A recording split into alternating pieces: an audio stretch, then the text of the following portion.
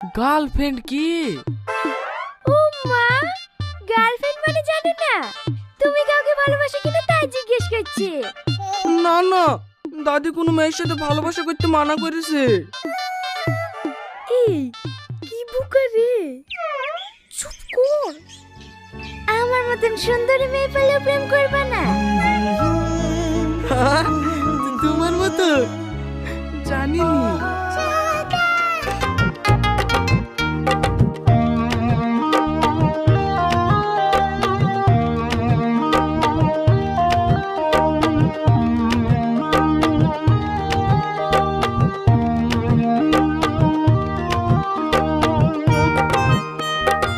ল্যাও।